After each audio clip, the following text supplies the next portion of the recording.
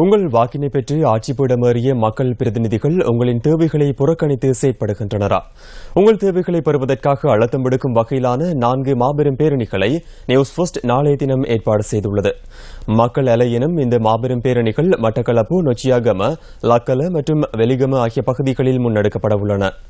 மட்டக்களப்பில் முன்னெடுக்கப்படவுள்ள மக்கள் அலை தொடர்பான தகவல்களை வழங்குகின்றார் நியூஸ் ஃபர்ஸ்டின் விசேட பிரதிநிதி கந்தவேல் மயூரன்.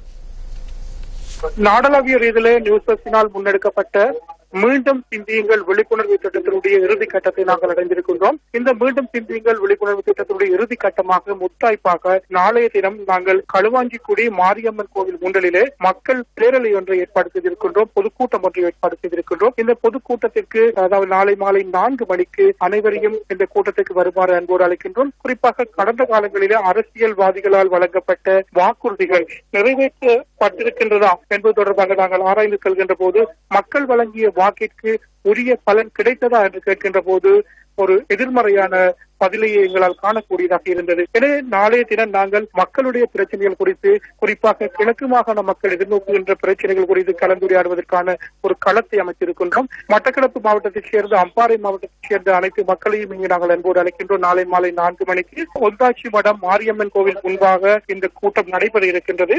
மக்களது குடிநீர் பிரச்சனைகள், மக்களுக்கான வீட்டு வசதி இல்லாமை, வீதி பிரச்சனை, விவசாயிகள் எதிர்நோக்குகின்ற பிரச்சனைகள், மீனவர்கள் எதிர்நோக்குகின்ற பிரச்சனைகள் என பல விடயங்களை நாங்கள் இங்கு கலந்துரையாட இருக்கின்றோம். எனவே கிராம மட்டத்தில் இருக்கின்ற அனைத்து மக்களையும் இந்த பேரணிக்கு, இந்த கூட்டத்துக்கு வருமாறு அன்போடு அழைக்கின்றோம். எனவே நாளை மாலை 4 மணிக்கு பொந்தாச்சி வடம் மாரியம்மன் கோவில் முன்றலிலே உங்கள் அனைவரையும் எதிர்பார்க்கின்றோம். நியூஸ் செய்திகளுக்காக கந்தவேல் மயூரன், மட்டக்களப்பிலிருந்து.